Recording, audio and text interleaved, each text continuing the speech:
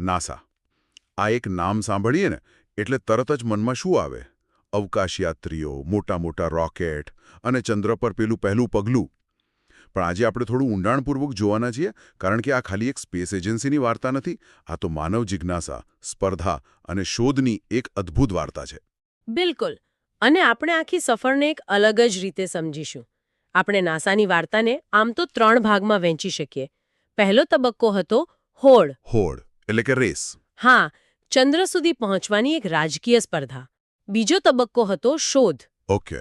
જ્યારે રાજકારણ થોડું પાછળ રહી ગયું અને શુદ્ધ વૈજ્ઞાનિક જિજ્ઞાસા આગળ આવી. અને ત્રીજો તબક્કો, જે અત્યારે ચાલી રહ્યો છે, એ છે વસવાટ. વસવાટ મતલબ પૃથ્વીની બહાર માનવ વસ્તીની શક્યતાઓ શોધવાનો પ્રયાસ. તો ચાલો આ સફરની શરૂઆત કરીએ પહેલા તબક્કાથી. હોડ. નાસાની સ્થાપના પાછળનું સાચું કારણ શું હતું? એ માત્ર વિજ્ઞાન તો નહોતું ખરું ને? ના, જરાય નહીં. નાસાનો જન્મ તો શીત યુદ્ધની આગમાંથી થયો હતો. 1957માં જ્યારે સોવિયત સંઘે દુનિયાનો પહેલો ઉપગ્રહ સ્પુટનિક 1 લોન્ચ કર્યો. ત્યારે અમેરિકામાં ખળભળાટ મચી ગયો છે. બહુ જ. એમને લાગ્યું કે અમે ટેકનોલોજીની દોડમાં પાછળ રહી ગયા છીએ. અને આના જવાબમાં 1958માં NACA નામની એક જૂની સંસ્થા હતી, તેને વિખેરીને નાસાની રચના કરવામાં આવી. અને ઉદ્દેશ્ય એકદમ સ્પષ્ટ હતો: અવકાશ સંશોધનમાં અમેરિકાને દુનિયામાં નંબર 1 બનાવવું. એટલે કે શરૂઆત જ એક સ્પર્ધા તરીકે થઈ હતી. જી. અને આ સ્પર્ધાની ચરમસીમા એટલે એપોલો પ્રોગ્રામ. આપણે બધા નીલ આર્મસ્ટ્રોંગના એ ઐતિહાસિક શબ્દો જાણીએ છીએ. That's one small step for man. One giant leap for mankind. પણ એ મિશનનું રાજકીય મહત્વ ખૂબ જ મોટું હતું. એપોલો 11 માત્ર એક વૈજ્ઞાનિક સિદ્ધિ ન હતી, એ શીત યુદ્ધનો એક નિર્ણાયક વળાંક હતો. મતલબ ચંદ્ર પર અમેરિકન ધ્વજ લગાવવો એક પ્રકારનું સ્ટેટમેન્ટ હતું. બિલકુલ. સોવિયત સંઘ પર એક વૈચારિક અને તકનીકી જીતનું પ્રતીક. હા, એ વાત સાચી કે ચંદ્ર પરથી લાવેલા ખડકોએ ચંદ્રની ઉત્પત્તિ વિશેની આપણી સમજ બદલી નાખી, પણ તે સમયે વૈજ્ઞાનિક શોધ કરતાં રાજકીય જીત વધુ મહત્વની હતી. તો આ હોડ તો જીતી લીધી, પણ પછી શું? શું ચંદ્ર પર પહોંચ્યા પછી નાસાનું કામ પૂરું થઈ ગયું? કારણ કે ઘણા લોકો એવું માને છે. હા, અને આ એક સામાન્ય ગેરસમજ છે. ખરેખર તો રાજકીય લક્ષ્ય પૂરું થયા પછી જ નાસા તેના સાચા મિશન તરફ વળ્યું. એટલે કે આપણો બીજો તબક્કો, શોધ. હવે સવાલ ચંદ્ર પર પહોંચવાનો નહોતો. સવાલ એ હતો કે આપણા સૌરમંડળની હદ ક્યાં છે? બ્રહ્માંડની ઉત્પત્તિ કેવી રીતે થઈ? અને આ સવાલોના જવાબ શોધવા માટે જે મિશન મોકલવામાં આવ્યા, એ તો કદાચ એપોલો કરતાં પણ વધારે મહત્વાકાંક્ષી હતા. તમે વોયેજર મિશનની વાત કરી રહ્યા છો નહીં?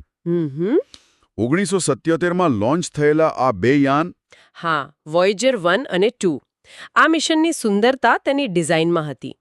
દર 176 વર્ષે ગુરુ, શનિ, યુરેનસ અને નેપચ્યુન એક એવી સ્થિતિમાં આવે છે કે એક જ યાન એ બધા ગ્રહોની મુલાકાત લઈ શકે.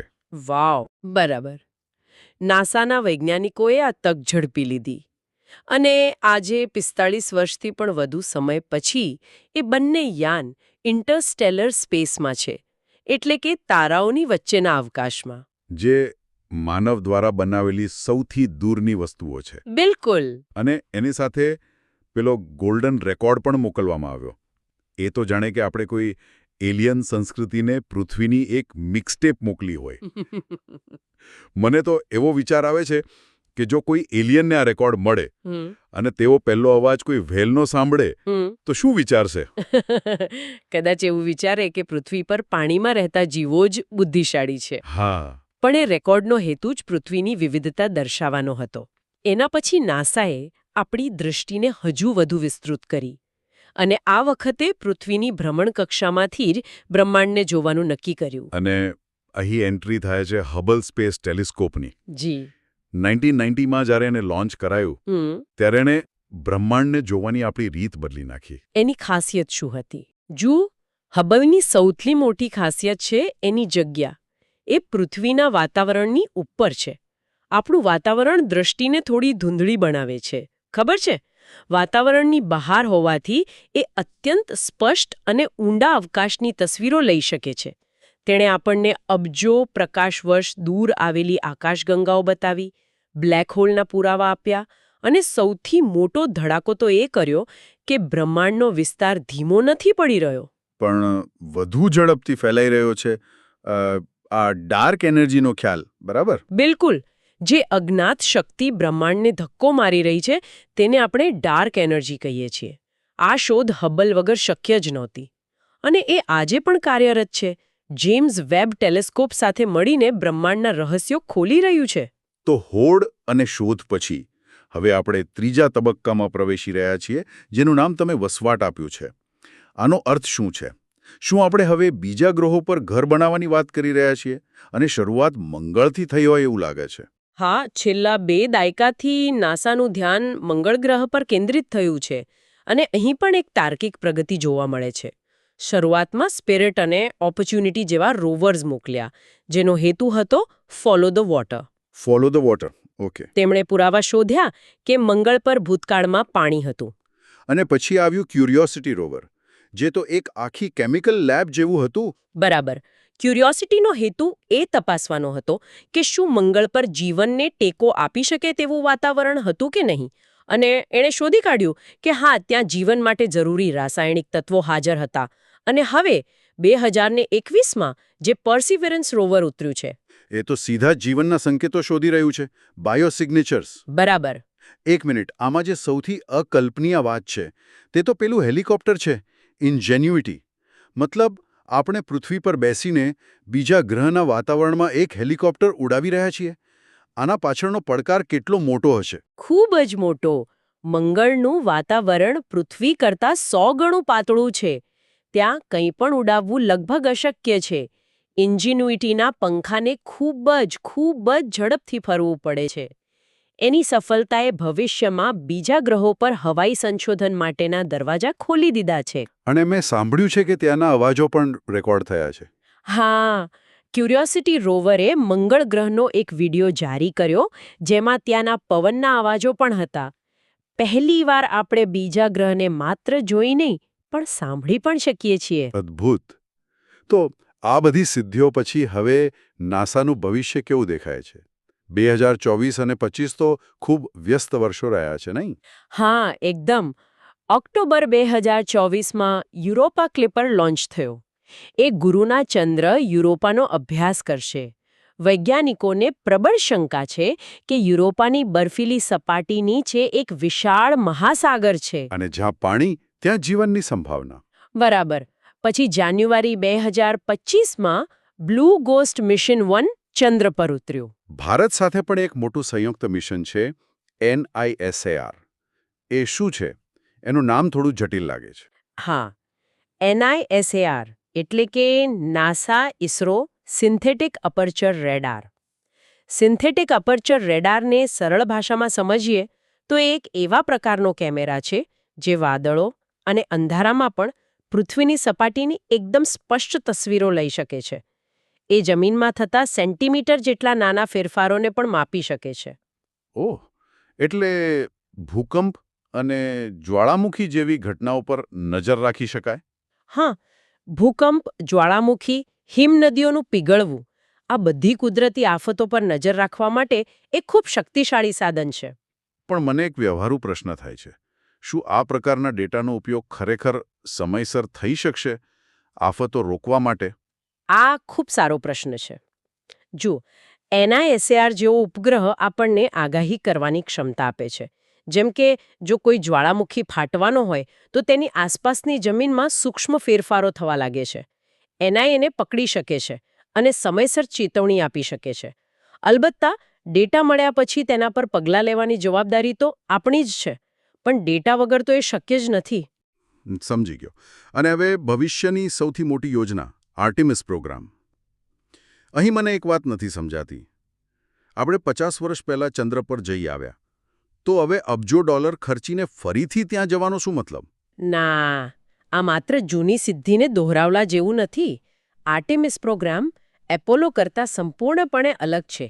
એપોલોનો ઉદ્દેશ્ય હતો ત્યાં જઈને પાછા આવવું. બરાબર. આર્ટેમિસનો ઉદ્દેશ્ય છે ત્યાં જઈને રહેવું. અને આ વખતે ચંદ્રના દક્ષિણ ધ્રુવ પર જવાનું છે, ખરું ને? પણ ત્યાં જ શા માટે? કારણ કે ત્યાં પાણી હોવાની પ્રબળ સંભાવના છે, બરફના રૂપમાં. દક્ષિણ ધ્રુવ પરના કેટલાક ખાડાઓમાં અબજો વર્ષોથી સૂર્યપ્રકાશ પહોંચ્યો નથી. જો ત્યાં પાણી મળે તો એ ગેમ ચેન્જર સાબિત થશે. કેવી રીતે? એ પાણી પીવા માટે, શ્વાસ લેવા માટે ઓક્સિજન બનાવવા અને રોકેટ માટે હાઇડ્રોજન ઈંધણ બનાવવામાં પણ કામ લાગી શકે છે. આર્ટેમિસ ચંદ્રને મંગળ અને તેનાથી આગળના મિશન માટે એક પડાવ તરીકે વિકસાવવાની યોજના છે. ઓકે, હવે આખો મુદ્દો સમજાયો. આ ભવિષ્યનો પાયો નાખવા માટે છે. અને મેં વાંચ્યું છે કે આ વખતે સ્પેસસૂટ પણ ખાસ છે. તેમાં ફેશન બ્રાન્ડ પ્રાડા પણ સામેલ છે. હા, એક્સિયમ સ્પેસ દ્વારા વિકસિત આ નવા સ્પેસસૂટ પ્રાડા દ્વારા સહ-ડિઝાઇન કરાયા છે. આ એ પણ દર્શાવે છે કે હવે અવકાશ સંશોધનમાં ખાનગી કંપનીઓ અને વ્યાપારી ભાગીદારી કેટલી મહત્વની બની રહી છે. અને ભવિષ્યની યોજનાઓ માત્ર ચંદ્ર સુધી નથી. શનિના ચંદ્ર ટાઇટન પર પણ એક મિશન જઈ રહ્યું છે, ડ્રેગનફ્લાય. હા, ડ્રેગનફ્લાય મિશન 2027માં લોન્ચ થશે. એ એક ડ્રોન જેવું યાન છે જે ટાઇટનના ગાઢ વાતાવરણમાં ઉડશે. ટાઇટન એટલા માટે રસપ્રદ છે કારણ કે ત્યાં પૃથ્વીની જેમ નદીઓ અને તળાવો છે, પણ એ પાણીના નહીં, પ્રવાહી મિથેનના છે. વાહ! તો આજે આપણે નાસાની આખી સફર જોઈ.